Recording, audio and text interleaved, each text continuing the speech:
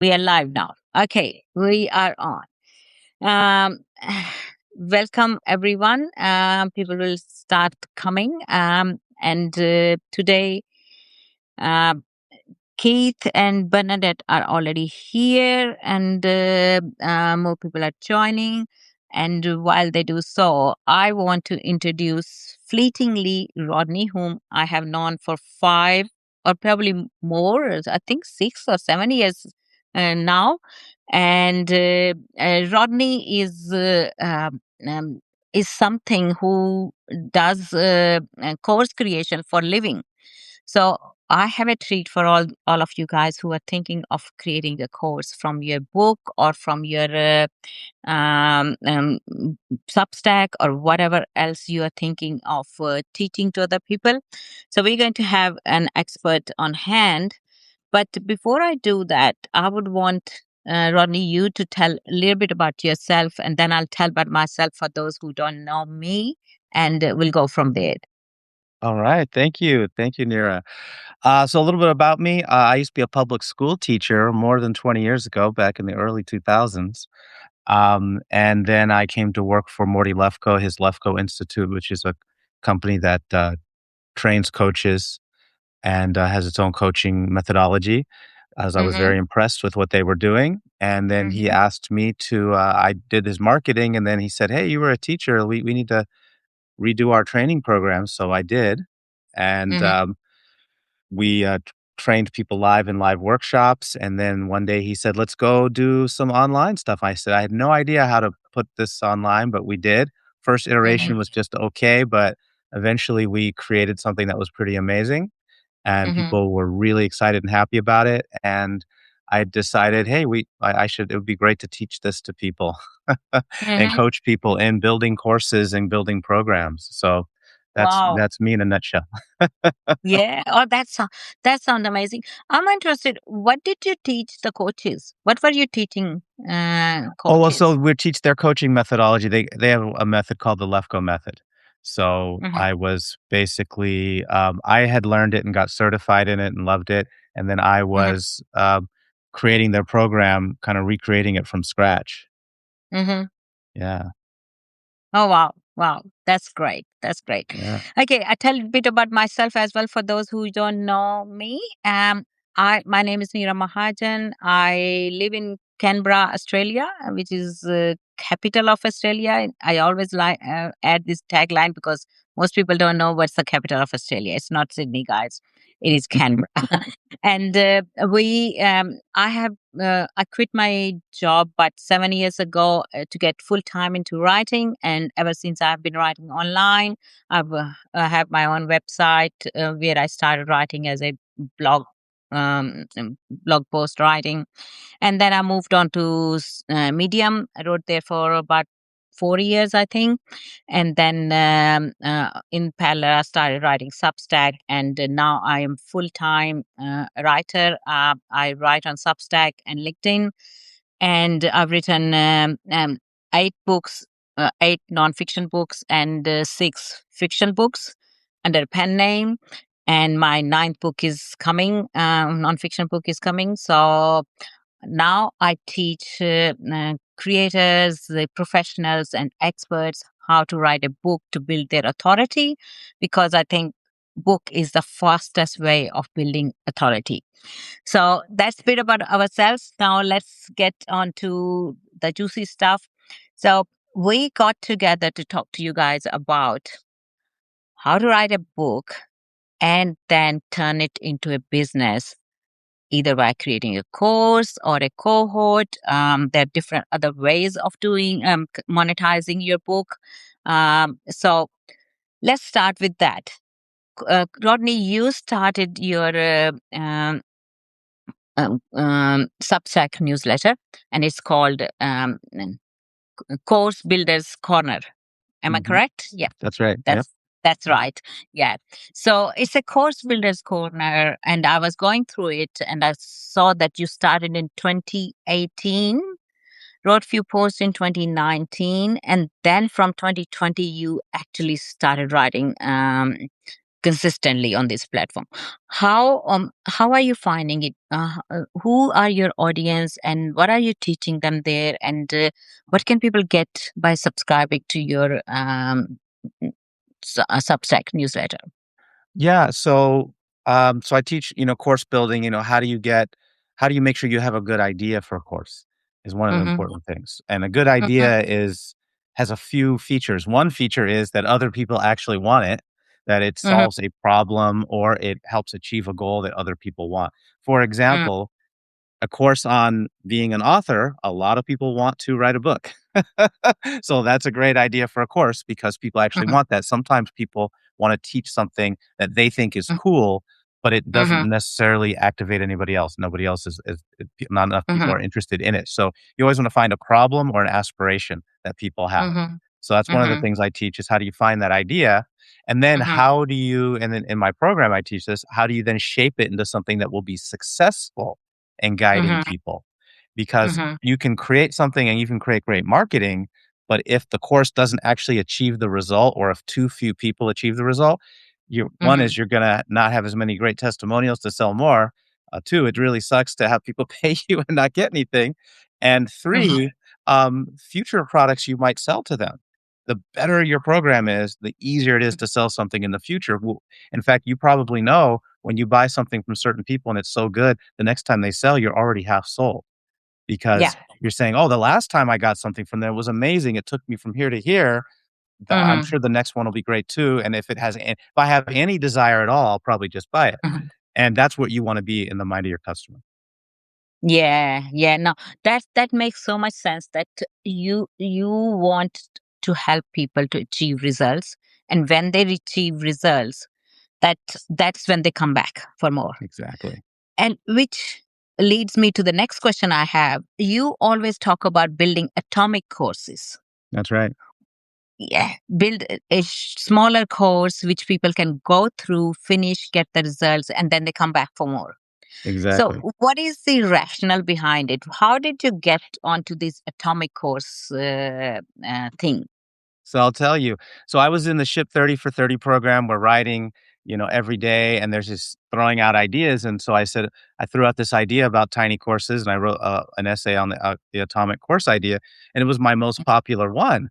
And I said, oh, let Mm-hmm, me write more about this. And then people really liked the idea. And I said, oh, well, I'll create a program on it, on how to mm-hmm, do it because I've done that before, but I never thought of it as any special idea. Um, Especially for selling it, but people really clearly liked it. So that's mm-hmm, kinda how I got started, was just throwing ideas out there mm-hmm, and then seeing, "Oh, wow, a whole lot of people commented, a lot of people liked that one way more than the other ideas." mm. So then I doubled down on it.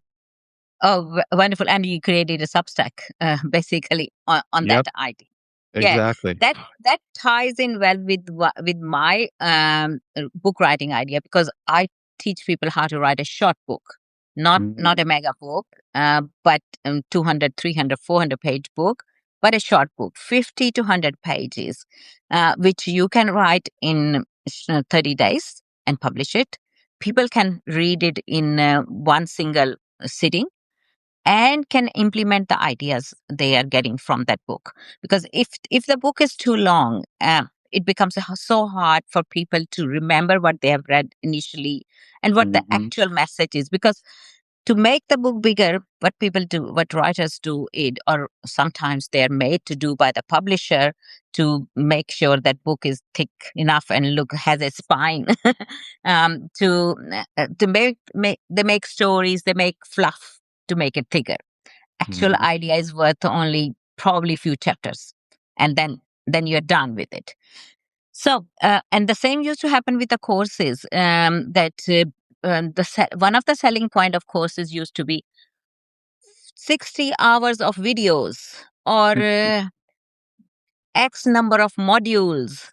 You will learn everything concise and everything comprehensive, blah, blah, blah. Those kind of words were used to sell a course. You have turned it upside down. You said, no, it's tiny course which you can create quickly and which you can implement quickly and then come back for more. It's like exactly. how to eat an elephant kind of thing, one bite at a time. So you're serving them bites, of Yes. courses. S- Yeah, and I yes. actually give this analogy in my course, which is there was that old commercial where the guy Mm-hmm. eats a chip and he's like, "I bet you can't eat just one," right? Mm-hmm. And Mm-hmm. the whole thing, because it tastes really good and you're already done, you want more. And what you said is right on the money. You want them to be able to finish it in one sitting, ideally, so Mm-hmm. that they have energy to implement. And Yes. one of the first testimonials I got was from Mm-hmm. somebody who the very same day finished it and said, "Wow, I'm Mm-hmm. already got started on my course. I thought it was gonna Mm-hmm. take me, like, months to create a course. I've already started it. I've already outlined 2 of them, and Mm-hmm. I'm going," you know? Mm-hmm. Mm-hmm. And if it was a 5-hour, 10-hour, 20-hour program, that would not have Mm-hmm. happened. She would have been tired by the end. The other Yes. thing that you mentioned when it comes to books is if it's a big book, people read it, and then before they implement, they're now going to try to read it and digest it and maybe distill down, Mm-hmm. what it is they were reading. That's extra work on the part of the reader. What we want Mm-hmm. is we wanna have distilled it down so much that there's nothing else left to do but to just Mm-hmm. follow steps. Yes, yes. It and everything comes down to implementation because this is my another saying to my students. I say them. I think information age is gone. We are entering the implementation phase now Mm. because anything, newsletter, any course, we just give information. People are sick of information and they can get it faster and better from AI, any information you need. Mhm, But implementing it is hard. Implementing it means that you are not dealing with technology, you're dealing with the content, you're dealing with your own time constraints, your own, and you have to then think of ways of selling it or marketing it. So if now, if you want to sell anything or build anything, you need to concentrate on implementation phase. mhm, You need to make it easier for people to implement it fast enough so that it can bring them results, which is either monetization or building their audience or whatever they are looking for. So keeping that in mind, Rodney and I have come up with an idea which we'll float with you right now, and then we'll talk about it a bit more because I just want to cover a few more things about course creation. We are going to run a course in coming weeks. Most likely, it will be in March. That where we are helping people to create a course and sell it during couple of workshops. So we are going to do it a session in which we will validate their course idea. We will tell them how to market it, how to pre-sell it, how to launch it, and how to create a shell of that course. And we'll help them do all that only to a small select number of people who are ready to build a course.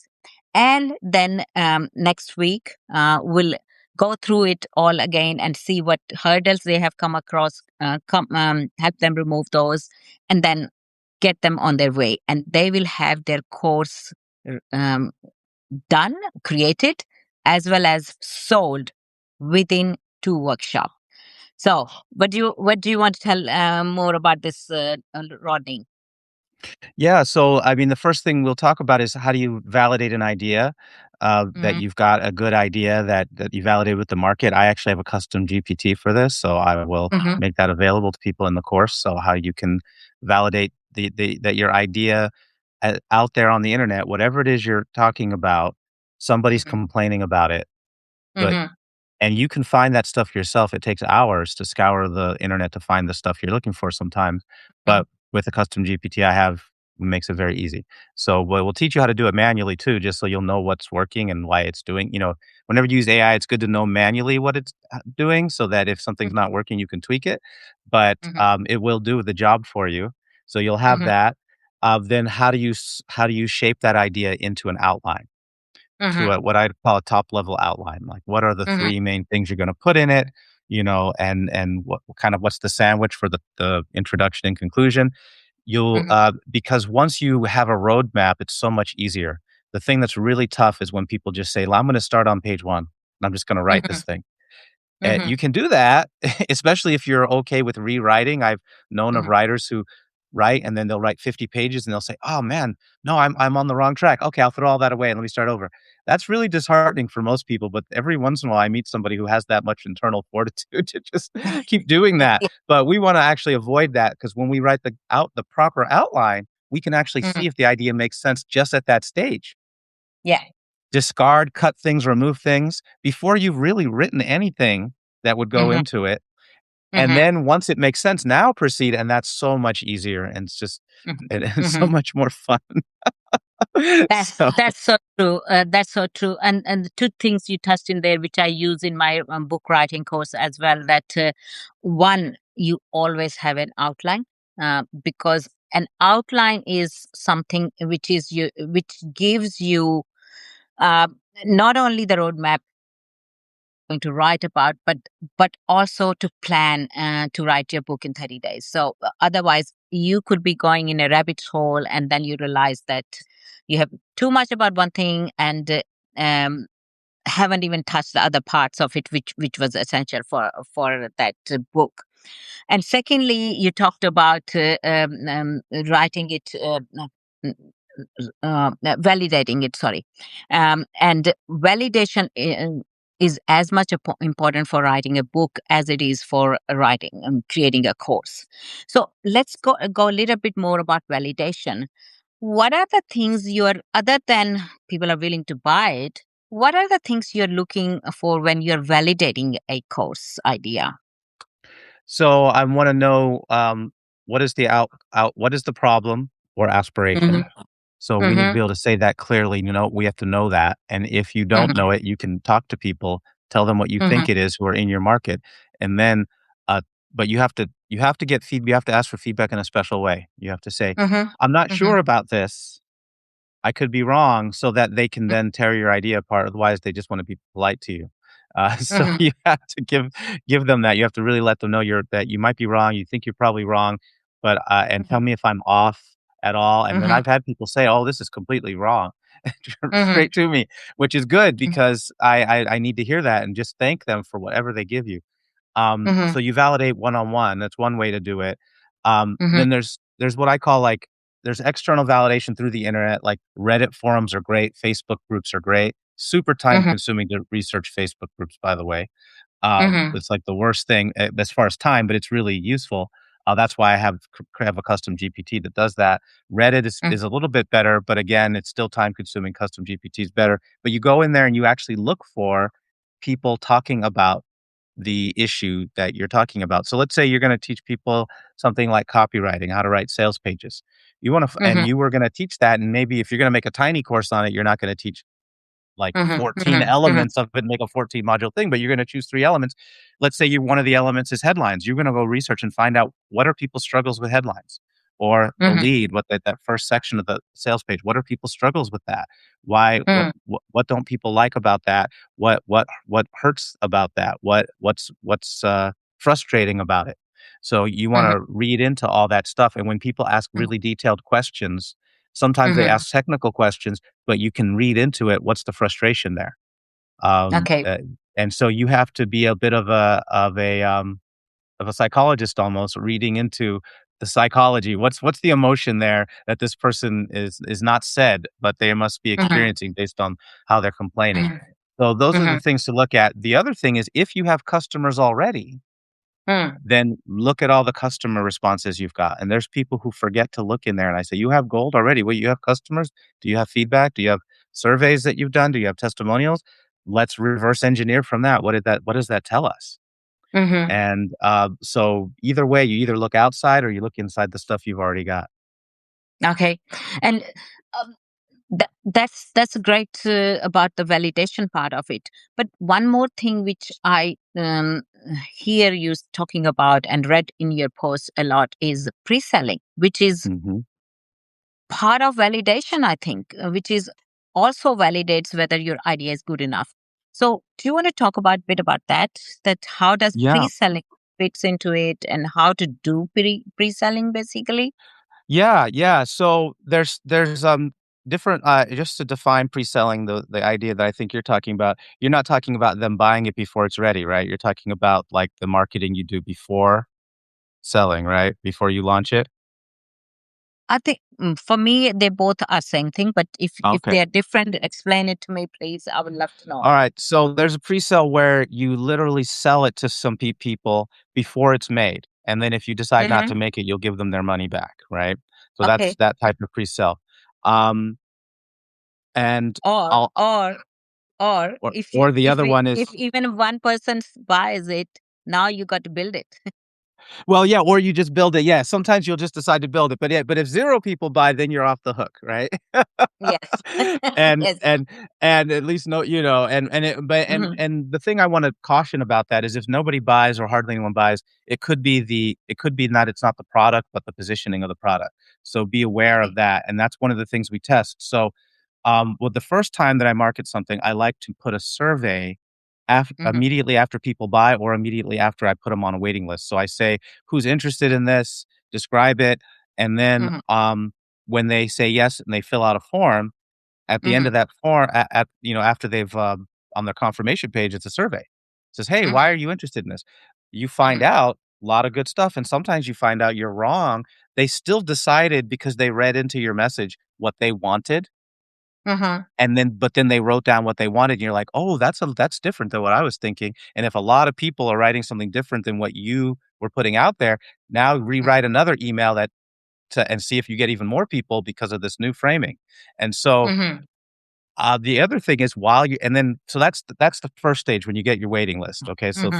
first stage is create some kind of email to get people on a waiting list, give them a link to a form to fill out, Hmm. survey, all that stuff, Hmm. right? Hmm. Then if you decide, "Yes, I'm moving forward with this," now you're gonna create emails that teach them some of the ideas, not Hmm. the how-to they have to buy, but some of the ideas that form the philosophy of your program. Like, Yeah. help them understand why certain other avenues don't work, for example, is a type of messages you can send, or the principles behind it to help them understand that kind of stuff to really Hmm. buy into this whole idea of, "Oh, I really Hmm. should go down this." For example, if I were doing something on let's get people to write small books, right? One of Yeah. the things we can talk about is history. What is one of the best ways to gain authority throughout history is write a book, right? Hmm. Now, I haven't taught you how to write a book by doing that, but I can give you examples from Machiavelli. That's why he wrote The Prince so he could get a job. Hmm. You know? Oh, there's all these examples. People like Hmm. Confucius, all that writing that he did got him Yes. hired at a king's court. There's a lot of examples. I could pull up more, and AI could help you find more. But historically, it's been a really good way to build Hmm. authority that you've written a Hmm. book, and it still Hmm. works today. Even in today's AI age, even in today's computer age, an Yeah. author is gets you authority. So that would be like one, email that I would send if I was Hmm. promoting that, Yeah. right? And Yes. so that's the kind of stuff you wanna send in your, your pre-sale, your pre-launch type of stuff. Hmm. Um, the other thing is get feedback in your emails, especially the first time you sell it. Say, Hmm. "Hey, what do you think of this idea?" Reply to my email, I reply to everybody. If your audience is still small, say, "I reply to everybody." If you've got, like, hundreds of thousands, well, obviously, you can't reply to everybody, and you just have to say, "I can't reply to everybody." But when you're, small, the advantage of small is you can reply to everybody, and everybody feels personally taken care of. So, Hmm. in your emails, do that, and then people will tell you, and then when you start a conversation, and you say, "Oh, hey, thanks for reading. I'm so glad you liked that email. Um, what did you like about it?" And people really, like being asked. You're not bothering Hmm. them by asking them, Yeah. and then they'll tell you stuff, and some of that stuff is super useful. So, Yes. yeah. Yes. Yes. And Funny is saying hi. So hi and Funny. Oh, Could hey, and he Fernie. could join. Join his friend to both of us. So we talked about validation. We talked about pre-selling. Now, what are the three things you can suggest to look out for when you're building a course? What are the most important aspects of creating a course? Whew, most important aspects, structure. So Uh-huh. you so a lot of people, they think that there's a lot of value in surprise. Mhm. No, not in teaching people stuff. It's a routine is more valuable. So, Mhm. we use the same structure for every lesson. There's no reason to keep Mhm. changing it. Um, Mhm. why is this topic important? How do you use it? Here's the examples. Here's the things, the Mhm. mistakes people make. You just keep reusing the same stuff. Nobody cares, and nobody notices anyway. But Mhm. that you're using the same structure, but don't keep reinventing the structure. Use the same lesson structure. And of course, always start with a hook. Just like, people think, oh, Mhm. I only need hooks on social media. I only need hooks on sales pages. Nope. Have them in lessons because you're just making it easier on the student to Okay. go through your program because you energize them at the beginning of every lesson and make them Mhm. curious and make them feel like, oh, because when I was a public school teacher, sometimes I Mhm. would get lazy and not put a Mhm. hook at the beginning of my lesson. And I would have Mhm. students, they're honest. They're honest. I taught high school. I'm really having a hard time getting into this, Mr. Dow, because I didn't hook them, you know? Yeah. But other Yeah. times they would be like, it was so easy, and it was because I took the time to create a hook. So, sometimes I Mhm. just get tired and not do the thing and just say, let's just Mhm. start this. And they're like, what? Because Mhm. so, and in today's world, it's even worse because as soon as I get on my laptop, if Mhm. I didn't close everything down, all those things are now in front of me, and the thing I meant to do, I get sometimes Mhm. forgot because I Yeah. saw these tabs that reminded me of other tasks I was gonna do, and so that's the world we're dealing with. So that's Mhm. you really have to hook people, and I Mhm. guess I wouldn't say it's the most important thing because you could hook people and not deliver anything of value after the hook, Mhm. but Mhm. but you do need that is an overlooked thing, I think, in a lot of courses is not having a hook at the beginning of every lesson. Wow, that's I wasn't expecting it. A hook and a structure. Okay, but what about video and audio? Was video, audio, and text? So some people they find it very hard to create videos of a course, uh, or even audio. What are your thoughts about that? Yeah, so here's what I say. Create a couple of things to take into consideration when you figure out your format. Create what you already know how to do ideally. So if you're a Mm-hmm. writer, write. Mm-hmm. Why get on video? But Mm-hmm. the second factor is your students. If you're teaching software, yes, you could write a software manual. One, it's super time consuming. And two, it's harder to follow. It's easier to make videos. So I have a course called iPara that teaches people how to organize their whole digital life. And Mm-hmm. in that course, it is written, but there's links to videos Okay. that I made to show them how to do things because some of the stuff it's real easy to explain, like how to create Mm-hmm. the 4 different, folders and then how to create subfolders in them that will organize all your stuff. That is Mm-hmm. better done through written word because then you can look at it and see the examples. But some of the Mm-hmm. stuff, it's so much Mm-hmm. easier and faster to just demonstrate it in a 5-minute video. Here's how you do this, pull this here, drag that. I could describe that in words, but it's a real pain in the butt. And so it's always Mm-hmm. I'm always trying to make it easy on the students, but also make it easy on myself. If you don't like being on camera, don't be on camera. You can do audio too. Mm-hmm. I've had courses that were in audio. In fact, I mean, here's the funny thing about and I was just looking in my own experience one day about Mm-hmm. how courses have been made. There used to be a thing called correspondence courses where you would pay somebody and they would send Yeah. you a lesson through the mail, written lesson, Yes. then you would Yeah. respond to it, mail it back. They'd give you feedback back and forth like that, slow, right? But it was in writing, and nobody expected anything else because there wasn't the Yeah. technology for anything else. Didn't exist. Then one day they had this thing called the audio cassette, and audio cassettes eventually got really cheap to produce. They weren't at first, but when they got cheap, people said we could do courses that way, and so you could buy an album of audios that audio Yes. cassettes that were a course. Then that became the thing. We should all do it that way, right? Yeah. And then one day somebody's like, you know what? We can do video. It's so much easier to do video nowadays. And then they said video is the whole thing. Guess what? Learning happens. Learning can I happen on video, audio text, right? yes. You took me back 30, 40 years. I remember in our younger days, I'm 64 by the way. So in our younger days, in my 20s, we people used to do degrees by correspondence. So Mm. there were universities who would have certain courses which is not widely available in every college or university. So they would apply to that if that course is available by correspondence, you would get the lesson and you would sit the test even by correspondence. And you took me back to that time, and I remember buying and listening to so many audio CD courses, and listening to them on while driving. That was my thing. I would listen to for a long time, to those videos. Long drives were a joy because now I'm doing two things. Learning and I'm driving. So yes, you're so right about that.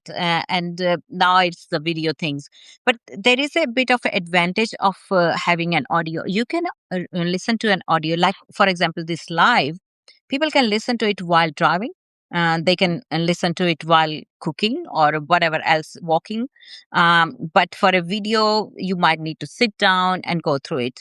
Unless until I sometimes listen to YouTube videos while walking as well. So it's not a problem. But yes, you're absolutely right that you can do whichever way, because this used to be one of my inhibition early on, that I can't talk to camera.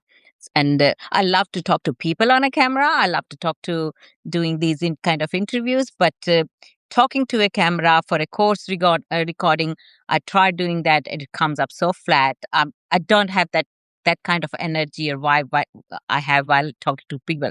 So that's a very good point. So you can create it in any format and try and fit it with the purpose of the course. Okay, That's we right. talked about No, wait, I just wanna say one thing though about that too. yeah. So, I had the same thing that you had, like giving the video and then not having the right, vibe, Mm, giving the video, and I had put a course on Udemy the first time I put a course on Udemy, and their automated system was like, "Oh, you need to put more energy in mhm. when you do." So I did, I re-recorded it with more energy, right? But here's Mhm, what I did. One of my courses I took down because they kept putting the price low, so I took it out. I don't have mhm, any more courses there, but I had a course. If you really wanna do it on video, you can do the course live mhm, with mhm, video, then mhm, just cut out the participants and you can put the course out, if your participants don't have permission from them. And I did that. So mhm, so I had a course for years, that I where I, had video of myself and I was teaching the people. And, mhm, it doesn't matter if the video mhm, doesn't have if you're like me and like Nira, where you're more animated if you're actually talking to a real person, do it mhm. that way. And I've even Yeah. seen people sell Udemy courses with no slides, just the Mhm, talking head. So mm, go at it. As long as you teach people successfully, don't mhm. worry about all the cosmetic stuff. This is your Yeah. MVP, your minimum viable product. You could Mhm, try a more fancy one later if it turns out it makes a lot of money. mhm. Yeah, yeah. No, absolutely right. So don't get baffled by the cosmetics, but the actual message.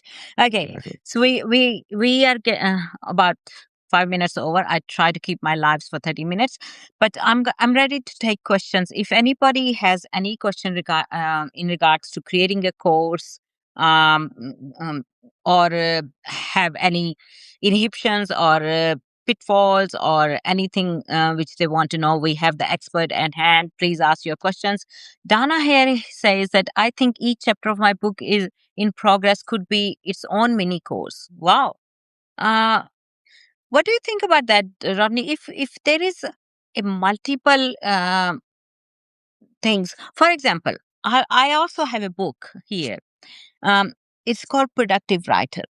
And in here, I have 4 levels of productivity for a writer. And I could say the same thing Donna is saying here, that each one of them could be a mini course in itself.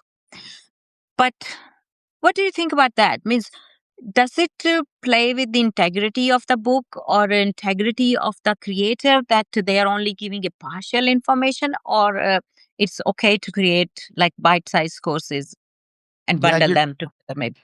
your information's always gonna be partial. So Mhm. That's like, I'll take somebody who's I can take examples, people nobody that most people haven't heard of, but I'm gonna give somebody that everyone's heard of. Stephen Covey wrote a book called The 7 Habits of Highly Effective People. He Mhm. You look at the size of that book, you can tell he was not holding anything back. But then No. later, with some co-authors, he took one principle of that book and made an Yeah. entire book about it that's the same size as the original book. Yeah. So he has the 7 habits of highly effective people. One of the principles is first things first. It's habit number 3. He wrote a whole Mm, book called First Things First that's just on habit 3. So mm, why is it? Because there was demand and they realized we have a lot more to teach. mhm. But in the book format, you can't make it would have been 7 books if you tried to go in that same depth. So, Mhm. a lot of and I've heard this from other people too. Neera and I both know Sean D'Souza, and he has this Mhm. really great little report. You can go to his website, psychotactics.com, and you can get it, that it teaches Mhm. you how to make headlines. It's a really great lesson on how to make headlines. But he Mhm. also has an 8-week course on how to write headlines, where you write headlines Mhm. every single day. And Mm. it was he holding back? No, he's not holding back. He's just, "This is a little report. This is what you're gonna get, and it's useful, and people love it." And then if Mhm. you really wanna go in depth and develop a deeper level of habit and a really intuitive feel for headlines and everything, Mhm. well, then you have Mhm. this 8-week program where you write headlines every single day and get feedback every day and get really good at it. So, Mhm. um you're not holding back, it's just you're fitting what makes sense within a format, and you know what this reminds me of? When you write for a newspaper or a magazine, what do they always give you? Mhm. A limit. Yeah, headline. Here's how many Headline. words you can do, and you just have to fit within there, and if you give somebody a format and say, "This is a free report," give them 200 words, I'm sorry, but they're not ready for that, they're not prepared for that. Give them, Mhm. 20 pages, 15, 10 pages, because that's the mindset they're in. So you Mm. have to give something that fits within that mindset, a Mm. quick win. And so no, you're not holding back. You're just fitting formats and fitting requirements for success. Okay. Okay. That probably is, we haven't got any more question. So we will uh, uh, end it at this. But I just want to tell you again, which we announced during the live, that Rodney and I are going a joint workshop together, which will help you, all those who want to create a course. Within that workshop, you will create a course which will validate your idea, do the pre-sell, create the course, and iron out any issues you have with that over the 2 week period and or 2 workshops. So you'll have the whole thing done within 1 week. So please get join our newsletters. Rodney's is called Course Creators Corners. Mine is called Author Circle. We'll be announcing the dates, and registration form will be there. You can also DM us for the details, and we'd love to help you create your course and get you started on the path. Whether you create the bite-sized courses or a proper course, um, please come and join us in that workshop. All right. Anything else, Rodney, you'd want to add? Uh, that's it, but thank you all of you who came. It's really awesome to see all of you here, Yeah. including the familiar faces, but a lot of unfamiliar faces, and someone who's Mhm. also been to Ship 30 as well. And Dana Yes. Lacadera for your question. Thank you for Mhm. or your comment. Thank you for leaving that. And yeah, Mhm. so I'm really happy to be here. And thank you, Neera, for inviting me. You're welcome. And it's been such a joy to talk to you as usual. And yeah, Bernadette is here from the Ship 30. And then there is Larry, Laurie, and all those. So thank you all and have a great day. Bye. Bye, everybody.